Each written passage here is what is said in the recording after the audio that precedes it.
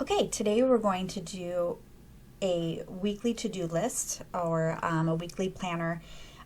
This is one that I sell on my Etsy shop, part of a bundle that I have, and it's very basic, but I'm going to show you a super quick and easy way to make one. You can customize it, but this is just going to be a very, very basic one, but you can make in just moments. So we're going to go to our PowerPoint, pull up your blank presentation. Then we're going to go to the Design tab, over to Slide Size. We're going to make this paper size, so we'll do 8.5 by 11. Okay, and then I'm going to just select everything and backspace. Okay.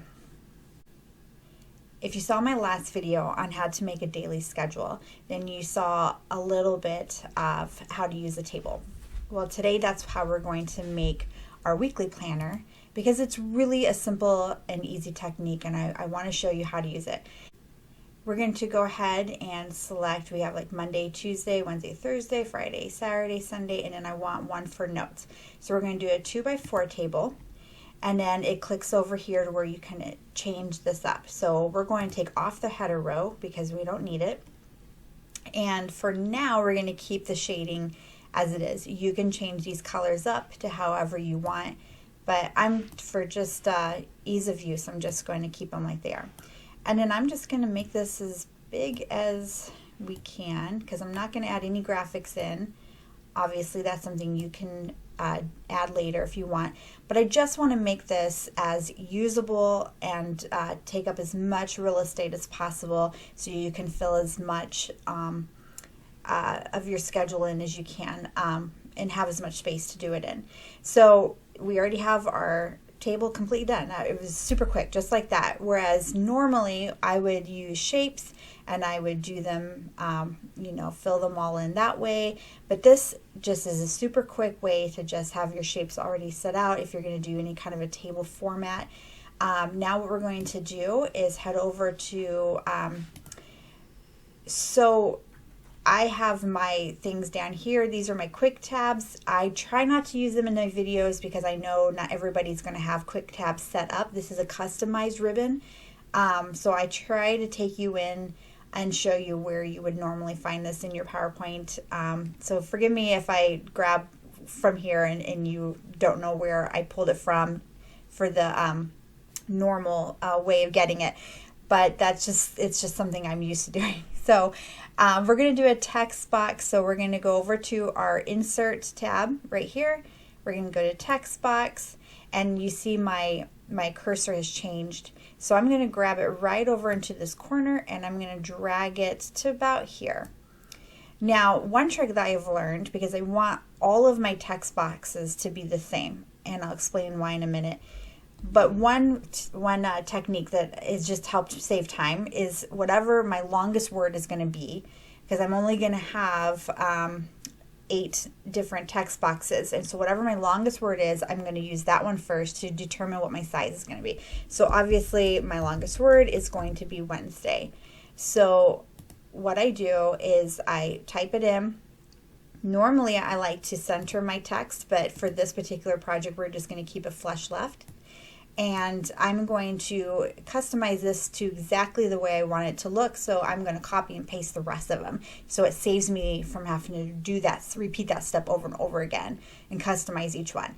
So I'm going to go over here and I'm just going to pick whichever font I want. I love using my A.R. Bonnie. It's one of my favorite fonts. I don't like how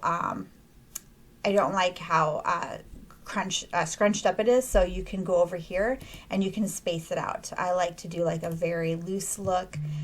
So there are 2 ways that I would normally do this. When I have a blocked look like this, these blocked squares, then I like to just make the font white. Let's see here.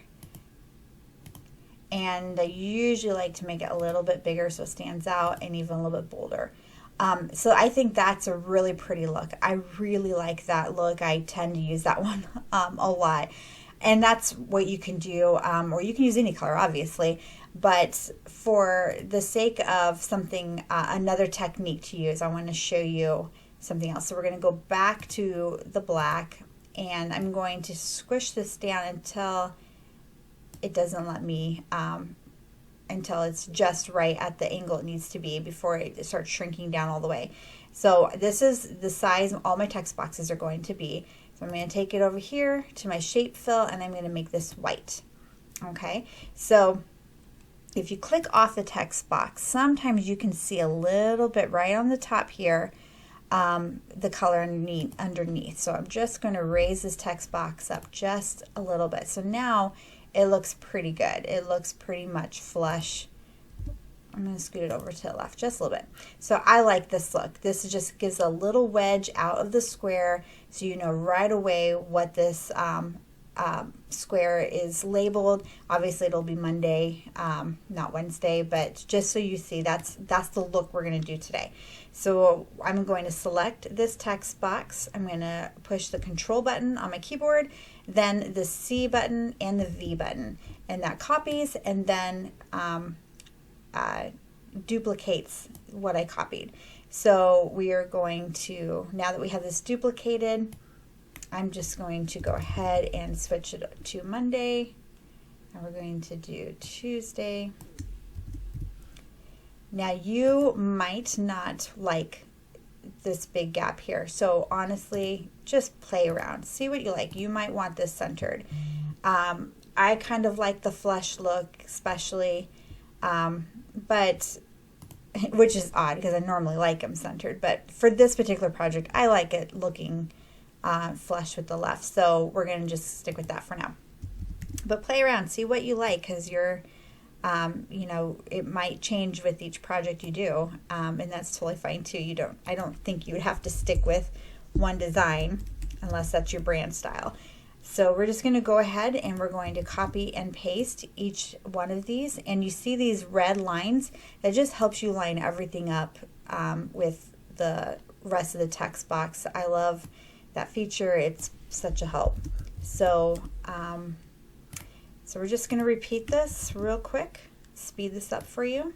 So now that we have everything you know, fleshed out the way we want, there's a few things that you can do to make this just a little bit different. You can, okay, now that I'm looking at it, I don't like it all flush to the left. So what I'm going to do is I'm just going to select the first text box, and then I'm going to hold the Control button down, and that allows me to select anything else, and it does it all in one go. So I'm going to select all of my text boxes while I'm holding down the Control button, and then when I go to switch it to flush, or I'm sorry, center, it does it for all the text boxes. Just saves a little bit of time. So now I can look at this and see if that is actually a look that I want. And you know, I'm super torn because I still like the flushed, a flush left look, but maybe what I will do is, instead of sticking with the same size, I'm just gonna squish all these down. Let's see if this is something I want to do. So you can do this where it's just you have just enough of a box to fit your text in, but they're going to be different sizes, and that might bother some people. I know that would totally bother my husband, and to be fair, it would bother me too, I think. But this is one thing to do, is you can kind of look at it this way and see if this is a look that you want. I'm not a super fan of it, so great thing is we have this backspace button, and it just allows you to kind of reset what you were doing. Another thing you can do is you can center it. You can move it to the middle of that particular box.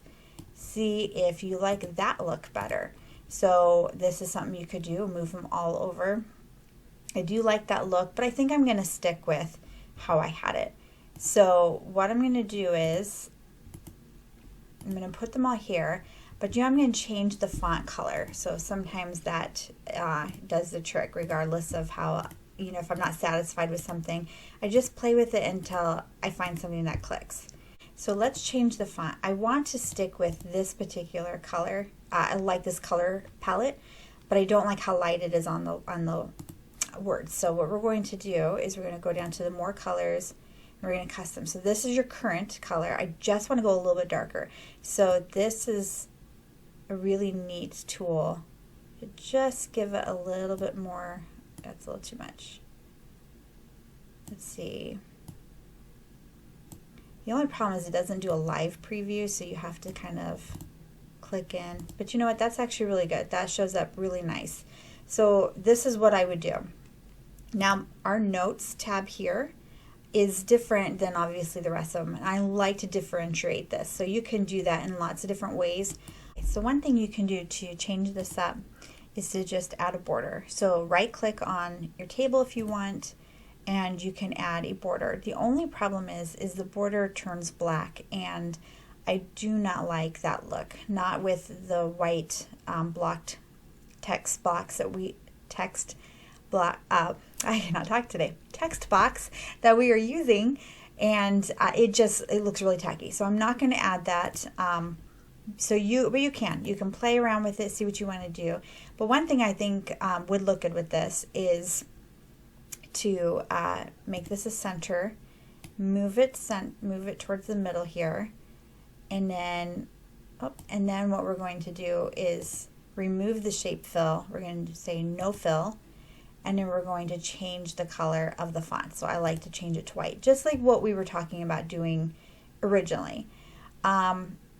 But obviously the notes is really hard to read, so you can change up your actual font. You can change it to look something different, because this is a different part of the planner. So this is a completely different little section here, so you want it to look different. So you can do a different font. You can do it bold if you want. I do not like the stretch look, so I'm going to put it back to normal. And that's a super simple fix to make it unique and different from the rest of them. So that way, when you're looking over here and you kind of see your preview window, you see this is right away that this is a different font. But just to make it even more different, you can change up the color. You can make it, any color that you want. I don't know that you would want to go too different, but that is an option for you. So this is just a super simple weekly planner that you can print out. You can have it ready to go every week for you. You don't have to date it, obviously, but if you want a space for a date, you can do a text box for that. But the sky is the limit on how you want to design this. But I know there are a lot of people that just want something super simple, something that doesn't take a lot of ink and is just ready to print out. And this is very easy to do. I showed you a few different variations, so it did take a little bit longer. But if you pretty much know what you want to do, you just go right to your table, pick out how many of your cells you want and throw in some text box and you're done. So it's very simple. I hope it was helped you to kind of just see how easy PowerPoint and tables are when you're making graphs like this. And I love to use them. I actually kind of learned them a little too late. I designed a lot of this the hard way, but this is a real easy way to throw together something fun. So hopefully you learned something. If you have any questions on how to do something, maybe I went too fast, feel free to ask in the questions, please. And if you like these videos and you feel like they're helpful and they're give you a little bit of inspiration on working on your own printables, then subscribe or click the notification bell. I try to get out a video once a week. Doesn't always happen. I am a mom, but I do try. So anyways, I appreciate you staying, and hopefully I'll see you in the next video.